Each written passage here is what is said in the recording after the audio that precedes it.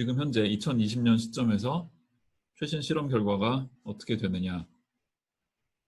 제가 직접 실험을 한 게 아니기 때문에 실험하신 분들이 보고한 결과들을 인용을 하는 정도에서 만족할 수밖에 없는 상황인데요. 실험 값이 어떻게 되느냐보다 일단은 어떤 실험을 하느냐를 먼저 얘기를 해야 되는데, 허블 상수는 물론 가장 대표적인 실험이 허블 선생 본인이 게시했던 레드시프트를 보는 거고요. 그거 말고 다른 실험들도 있을 수 있겠지만 솔직히 얘기하자면 저도 잘 몰라서 다른 실험은 더 언급 안 하고 넘어가겠습니다. 레디에이션의 덴시티 파라미터를 결정하는 실험 중에 가장 대표적인 것은 코스믹 마이크로웨이브 백그라운드 실험이고요. 코스믹 마이크로웨이브 백그라운드가 말해주는 바는 우리 우주 전체가 거대한 블랙바디라는 얘기고요. 별이나 은하 같은 거 잠시 잊어버리고 백그라운드 레디에이션만 보면 그렇다는 얘기고요. 그럼 블랙바디 레디에이션의 가장 중요한 특성은 평균 온도인데 대략 2.7 켈빈 정도라는 사실이 오랫동안 실험에 의해서 잘 알려져 있고요. 블랙바디 레디에이션의 온도가 상당히 균일한데 그렇다고 완벽하게 균일한 건 아니고 대체적으로 균일하지만 완벽하게 균일하지 않다는 사실이 우주론 연구에 굉장히 중요한 힌트를 주는데요. 그 균일하지 않은 정도는 한 10,000분의 1에서 100,000분의 1 정도 돼요. 그리고 어느 방향을 관측하느냐에 따라서 약간의 플럭추에이션이 있습니다. 그래서 저 코스믹 마이크로웨이브 백그라운드 실험을 인터넷에서 검색을 하면 되게 예쁜 그림들이 나오는데 그 예쁜 그림들은 다 평균값 빼고 그 플럭추에이션을 각도에 관한 함수로 플롯을 한 겁니다. 여러분들 블랙바디 레디에이션 이론 그래프 공부해 본 적 있잖아요. 지구상의 실험실에서 블랙바디 레디에이션을 비슷하게 구현한 실험치들은 이론 그래프랑 어느 정도 차이를 낼 수밖에 없죠. 완벽한 블랙바디가 아니니까. 그래서 이제 이론 그래프 있고 실험 그래프를 그 위에다 같이 그리면 이제 에러 바들이 적당히 붙는데 우리 우주 전체를 블랙바디로 보는 이 관점에서 10의 마이너스 4승에서 마이너스 5승 사이에 에러바를 그리면 그냥 평범한 컴퓨터 모니터에다 그렸을 때 에러바의 크기가 픽셀 사이즈보다 작아요. 이론치랑 실험치랑 정말 기가 막히게 잘 맞아 들어가는 블랙바디의 사례가 되는 거고요. 물론 이론치에서 벗어난 정도만 대폭 확대해서 그리면 에러바를 볼 수 있고요. 제가 방향에 따라서 약간 플럭추에이션이 있다 그랬는데 그거를 구면 위에서 스페리컬 하모닉스를 가지고 프리웨어 모드 분해 비슷한 걸 하고 코릴레이션 계산하고 그런 일련의 작업들을 거치면 초기 우주에서 등방성이 어떤 식으로 깨지기 시작했는지에 관련된 굉장히 중요한 힌트를 얻을 수 있다고 합니다. 더 자세히는 안 들어가기로 하고요. 여기 덴시티 파라미터에 붙은 레이블에 아까 레디에이션 매터 백큐 에너지 얘기는 했었는데 이 B랑 D는 새로 등장한 건데요. 이 B는 매터 중에서 베리오닉 매터라고 눈에 보이는 매터를 얘기한다고 보시면 됩니다. 그래서 눈에 보이는 매터니까 그냥 직접 측정하면 되겠죠. 망원경 가지고. 반면에 여기 D라고 쓴 것은 매터는 매터인데 잘 안 보이는 다크 매터를 표기하는 거예요.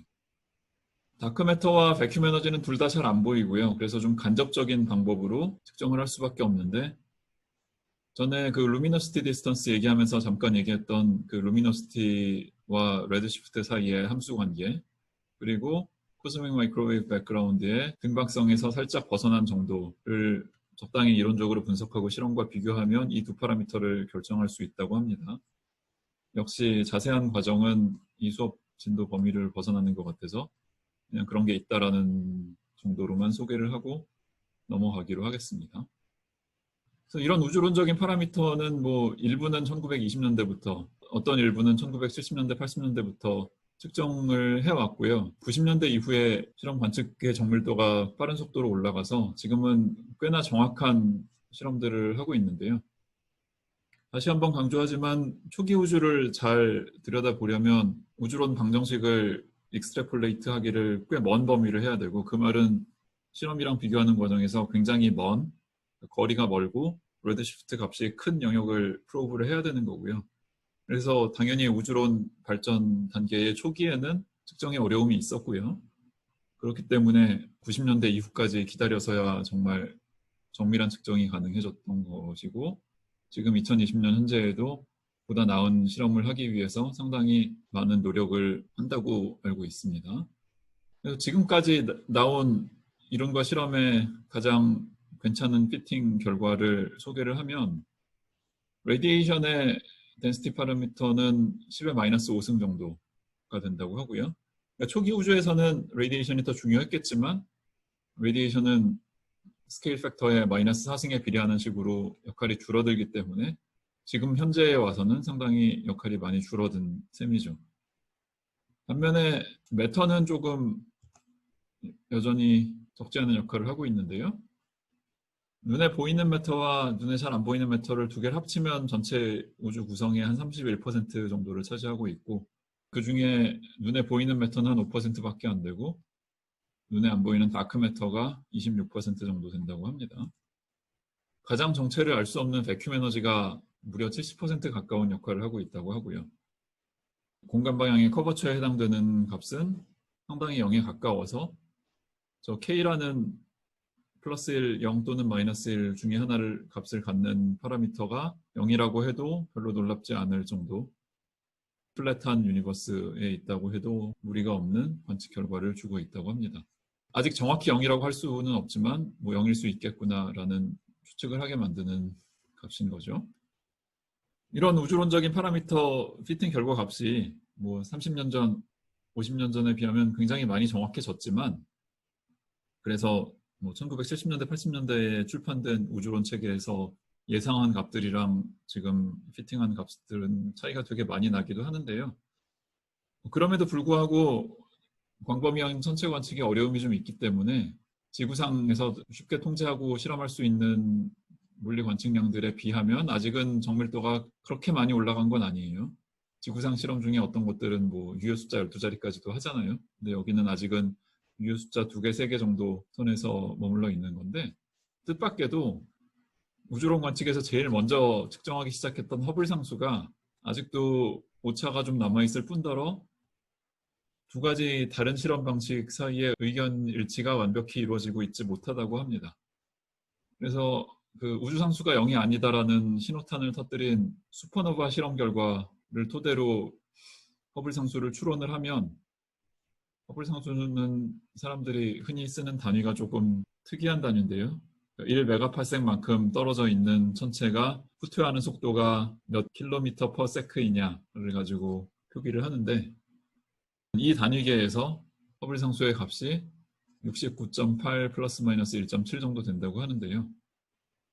이것과는 좀 독립적인 실험이라고 볼 수 있는 플랑크라는 이름을 가진 인공위성에서 코스믹 마이크로웨이브 백그라운드를 인류 역사상 가장 정확하게 측정한 결과를 토대로 역시 간접적인 방식으로 허블 상수를 계산을 한 결과를 보면 67.4 플러스 마이너스 0.5 정도 값이 나온다고 합니다.